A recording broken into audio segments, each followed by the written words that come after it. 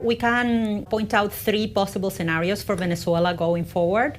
The first one is that after this transition, there is the establishment of a stable, market-friendly, pro-West democratic government in Venezuela, and that would probably, of course, be the best and most favorable outcome for Venezuela and the world, with consequences for debt markets, oil prices, the Venezuelan diaspora, and beyond. I just want to jump in here on this one. Who would be the leader of the country in a scenario such as this? I think in this scenario, there are two distinct possibilities. There could be one interpretation that is the U.S. has just cleared the path for the constitutional order to be restored. And in that case, the leader that should assume the government should be the winner of the 2024 presidential elections. However, there's also the possibility that that leader, because of all the institutional disorder that has been in the past few years, there could be a call for a constitutional assembly.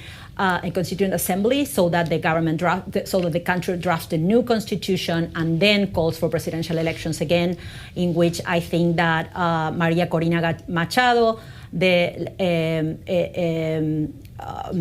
winner of the Nobel Peace Prize and the leading figure in the opposition, the winner of the 2023 primaries, who could not run in 2024 because she was barred by the government, I think she would be in the most favorable position to win. Jimena, how much of a guarantee, I guess is the question I want, that Venezuela does ultimately have a lasting market-friendly, pro-democratic government? I think, of course, that's a messy path, right? It's not easy. Venezuela currently has still a military that for years has been very intertwined with the regime. They have privileges, they have businesses. There's also paramilitary militias that have arms and have interests and control certain areas. There are elements of foreign governments like Hezbollah and FARC and ELN from Colombia. And so it's a very challenging situation for a government to take over. And that's part of the reason why the Trump administration has said, however controversial this is, that they are running the country, meaning that they are allowing the vice president of the regime, now sworn-in President Delcy Rodriguez, to take over because the regime does actually have the levers of power to keep things under control and avoid a scenario of chaos and infighting.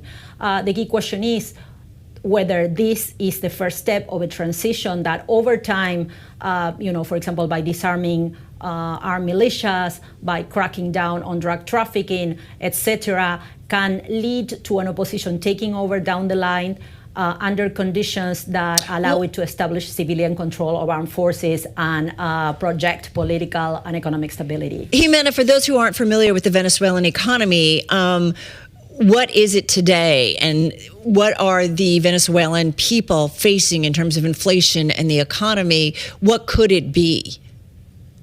Thank you for that question, because that's what many people may not have so top of mind. Venezuela used to be among the richest and largest economies in the region, an economy of about $400 billion with a GDP per capita of about 13,000 per capita, which puts it squarely in the middle income bracket, along with countries like Argentina or Uruguay.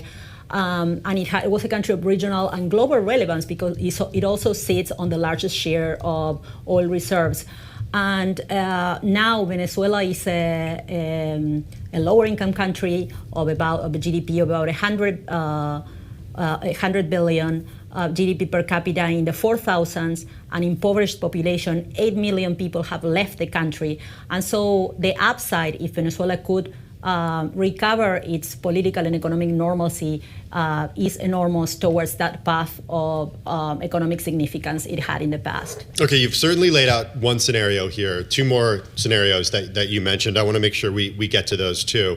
What is the worst possible outcome for Venezuela? I think the worst possible outcome, the risks of that one are reduced now, would be that there is a power vacuum, right? With the exit of Maduro, that there is a power vacuum, and then different factions fight for power, and therefore there is the establishment of a credible, stable democratic government begins to seem unachievable. There could be a surge in violence. There could be exacerbating migration and security spillovers to other countries in Latin America, and things could go worse. Latin America, Venezuela now has a GDP of about $100 billion, but it used to be about half that much in the 2020 bottom. Also, similar with oil production, it's now at about 1 million, down from 2.5 million barrels per day before the collapse, but it was about less than half this much in the trough. So things could go worse, and so that's definitely the worst case. You know, Jimena, the other thing I think about, my daughter, who has studied some of Latin America, South America in terms of the history, it has had kind of a tortured relationship, certainly with U.S. involvement, and it's not always been a good one.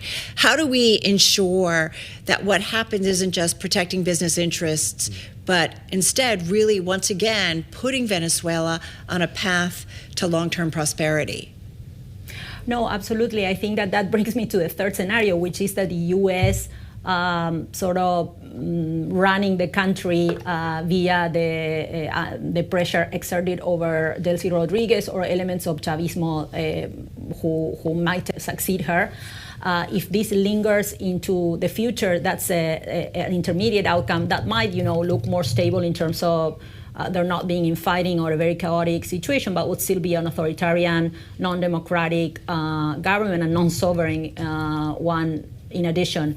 I think the risk of that scenario is there in the sense that the U.S. could be more focused on the resources. The Trump administration's sort of transaction-oriented nature might lead them to prioritize some economic policy measures and delay a democratic transition. Trump may shift gears and focus on domestic issues and leave the democratic transition unattended. But there are also things mitigating that risk. And one key issue I would highlight is that Venezuela's incentives are fairly aligned with the U.S. incentives in the sense that it is in Venezuela's interest also to recover its economic institutions, open up its energy sector so that it can take off.